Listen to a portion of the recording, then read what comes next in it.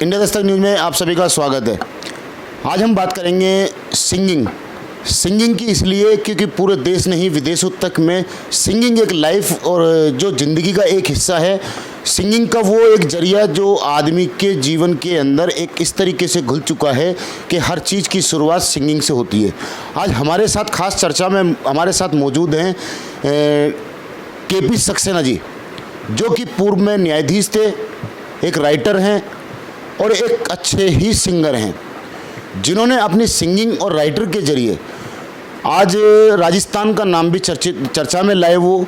और आज हम उनसे खास बातचीत में हम बात करेंगे कि जज होने के साथ साथ उन्होंने राइटर और सिंगिंग का जो हिस्सा है वो किस तरीके से मेंटेन रखा। तो पहले तो आपका बहुत बहुत स्वागत है हमारे चैनल पर। आप एक जज हैं, तो किस बेस से आपकी शुरुआत होती है जज की? मैं कोटा का रहने वाला हूँ और वहाँ से मैंने जज की तैयारी की कोटा में ही। उसके बाद मेरा सिलेक्शन हुआ। जब मेरा सिलेक्शन हुआ तो मेरी प्रथम नियुक्ति जयपुर में हुई थी। संगीत का शौक़ मुझे बचपन से ही था, छोटा सा जब से करता था, लेकिन संगीत को मैंने अपने साथ कभी छोड़ा नहीं। लगातार सीखा भी सही, गाता भी रहा और जज के प्रोफेशन में मैं अपना काम बहुत निष्ठापूर्वक करता रहा और दोनों चीज़ों को मैंने अपने साथ निभाया, क्योंकि संगीत मेरे साथ जुड़ा हुआ था, ज़िंदगी का साधन था और मुझे बहुत इससे रुचि थी बचपन से ही। जैसे केपी जी, आपकी जो सिंगिंग है हमने सुनी और करीबन आपने 40 एल्बमों में गाने गाए भी हैं और टी सीरीज़ के साथ भी गाए हैं आपने। तो कभी ऐसा भी वाकया सामने आया है कि कोई जजमेंट आपने ऐसा दिया हो जिसमें आपको अच्छा लगा हो और वही जजमेंट आपने कभी गाने के रूप में बदला हो? जब भी सही न्याय हम करते हैं तो अंदर से ही बड़ी खुशी होती है और वो खुशी एक मानो ऐसी होती है जिससे संगीत में हमको अच्छा गाना गाते हैं, संगीत में जो अनुभूति करते हैं वैसी अनुभूति जब अच्छा निर्णय करते हैं तो हमको होती है। तो संगीत तो एक ज़िंदगी का एक अंग है और जैसे शरीर में हमारे सांस चलती रहती है, ऐसे संगीत का रिदम तो हर आदमी के दिल में रहता है, दिलो दिमाग में रहता है। तो संगीत से जुड़ा हुआ आदमी बड़ा कंस्ट्रक्टिव होता है और रचनात्मक सोच होती है उसकी, कभी इसका बुरा भी नहीं करता है। तो जब जजमेंट से आप न्यायाधीश थे तो रिटायर होने के बाद में तो जो आपकी अब की जो जीवन रेखा है उसमें क्या असर और क्या संगीत का महत्व है? जब मैं अपने जॉब में था तो न्यायाधीश के रूप में मुझे कम समय मिलता था कि मैं संगीत पे अपना समय दे सकूं, लेकिन फिर भी मुझे मेरे गुरु जिन्होंने मुझे सिखाया था, डॉक्टर प्रताप सिंह चौहान, उन्होंने मुझसे कहा था कि तुमने संगीत सीख लिया है, लेकिन इसका थोड़ा थोड़ा अभ्यास ज़िंदगी भर करते रहना, क्योंकि क्या है जिस दिन आप अभ्यास छोड़ दोगे आपका संगीत ख़त्म हो जाएगा। तो मैं कुछ समय निकाल के अपनी सर्विस में भी थोड़ा समय निकालता था, संगीत का रियाज करता था। लेकिन चूँकि मेरा बहुत पैशन था संगीत, जज की हमारी सीमाएं होती हैं, जज की कई गरिमाएं होती हैं, हम पब्लिक में नहीं आ सकते, स्टेज पे नहीं जा सकते, तो उन सारी गरिमा को भी हमको ध्यान रखना पड़ता है। उन सब गरिमा को मैंने ध्यान रखते हुए अपने जॉब में ही रहते हुए संगीत का अभ्यास करता रहा। और रिटायरमेंट के बाद मैंने फिर कोई असाइनमेंट नहीं लिया, क्योंकि मेरा एक उद्देश्य था ज़िंदगी का कि मैं संगीत के क्षेत्र में काम करूं। रिटायरमेंट के बाद मेरे काफ़ी एल्बम रिलीज़ हुए हैं, टी सीरीज़ से लगभग 40 एल्बम मेरे रिलीज़ हुए हैं। मेरा अनुराधा पौडवाल जी के साथ भी एल्बम है, मेरे राम। तो हमने कई आपके एल्बम भी सुने और आपने टी सीरीज़ के साथ भी काम किया है, कई भजन भी आपने गाए हैं। तो अब जैसे रिटायरमेंट हो चुका है तो अब क्या पूरा फुल फोकस आपका सिंगिंग है?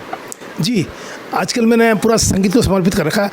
एक बात बताऊं, संगीत ईश्वर प्राप्ति का साधन है। हम संगीत के माध्यम से ईश्वर को प्राप्त कर सकते हैं। ज़रूरी नहीं कि आप कोई मंदिर में बैठे हैं भजन करें, सबके अंदर अलग अलग साधन है, लेकिन ईश्वर प्राप्ति के लिए संगीत बहुत अच्छा साधन है। क्योंकि जब आदमी संगीत को करता है, तल्लीन हो जाता है संगीत में, तो वो शून्य में चला जाता है, उस थॉटलेस हो जाता है और वही ईश्वर प्राप्ति की अनुभूति होती है। केपी जी, जैसे कभी ऐसा भी महसूस हुआ जैसे आप जज रहे और जजमेंट के दौरान भी कई बार ऐसा होता है कि जैसे आपसे सीनियर हो या जूनियर हो और आपके अंदर जो कला थी राइटिंग की और सिंगिंग की, कि उसकी वजह से कहीं आपको जो आपका प्रोफेशनल था न्यायाधीश का, उसमें कहीं कोई बाधा या कोई परेशानी कभी ऐसी देखने को मिली? नहीं, ऐसी कभी नहीं मिली, क्योंकि एक्चुअली मैंने जो भी अपना काम किया गरिमा में किया, अपनी गरिमा को भंग नहीं किया। न्यायाधीश की जो कंडक्ट हैं, रूल ऑफ कंडक्ट हैं हमारा, उस आचरण में रहते हुए मैंने कार्य किया। ऐसी ऐसी कोई बात नहीं आई कि मुझे इस तरह कोई बाधा उत्पन्न हुई हो। जो आपके साथ के अधिकारी थे, जूनियर से लेकर सीनियर तक, आज आपकी सिंगिंग सुनते हैं तो वो आपसे क्या बोलते हैं? मेरे सारे साथी, मेरे सीनियर्स, मेरे जूनियर्स मेरी बहुत प्रशंसा करते हैं। वो कहते हैं कि आपने अपनी फैकल्टी का बहुत नाम ऊँचा किया है। हम बहुत बधाई देते हैं, मेरे गाने सुन के बड़े खुश होते हैं, मुझे बधाई देते हैं। तो केपी जी, हम भी यही चाहेंगे कि आप कोई 2 लाइन जो आपकी सबसे अच्छी एल्बम में से एक गाना कोई हमारे दर्शकों को भी सुनाए। जी। मेरे राम तेरा नाम जप मैं सुबह शाम। मेरे राम तेरा नाम जप मैं सुबह शाम। कब से खड़ा हूँ द्वार पे तेरे, कब पाऊँगा दर्शन तेरे। कब से खड़ा हूँ द्वार पे तेरे, कब पाऊँगा दर्शन तेरे। कर दे मुझको निहाल, कर दे मुझको निहाल।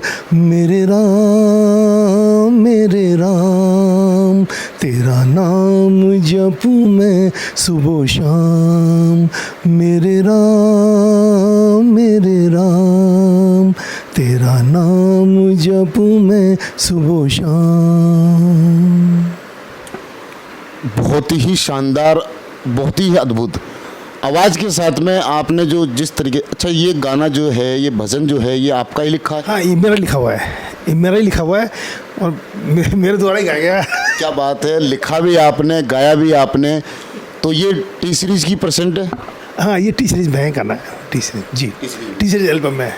अभी कोई नेक्स्ट एल्बम आ रहा है? अभी जस्ट मेरा एक एल्बम में भी अयोध्या में आई बाहर रिलीज हुआ है, 11 अप्रैल को हुआ है, जिसका विमोचन जगत गुरु श्री रामभद्राचार्य जी ने किया था। और मैं उसके लिए मैं चित्रकूट गया था। चित्रकूट में उनकी तुलसी पीठ, जिनकी पीठ आश्रम है, वहाँ पे गया था। गुरु जी ने मेरे उसका विमोचन किया है। वो है अयोध्या में आई बाहर। उसके 1.5 लाख से ज़्यादा व्यू हो चुके हैं अभी तक। काफ़ी लोग सराह कर रहे हैं, काफ़ी लोग उसकी तारीफ़ कर रहे हैं और उसकी काफ़ी पॉपुलर हो रहा है वो मेरा भजन। तो ये हमारे साथ मौजूद हैं केपी सक्सेना, जो पूर्व में जज, एक बहुत ही अच्छे सिंगर और एक बहुत ही अच्छे लेखक, जिनकी आवाज़ आपने सुनी। हम तो देश के सभी वासियों से एक ऐसी अपील करना चाहेंगे कि ऐसे कलाकार को आप प्रोत्साहन दें और आगे से आगे इनका सहयोग करें, इनके गाने सुने, इनके भजन सुने। तो कहीं ना कहीं ऐसे लोग जो आगे आने वाली पीढ़ी है या जो अभी किसी वजह से दबे हुए हैं, इन चीज़ों को देख के वो कम से कम जनता के सामने आए। कैमरामैन अरविंद योगी के साथ मोहम्मद नफीस, जयपुर से।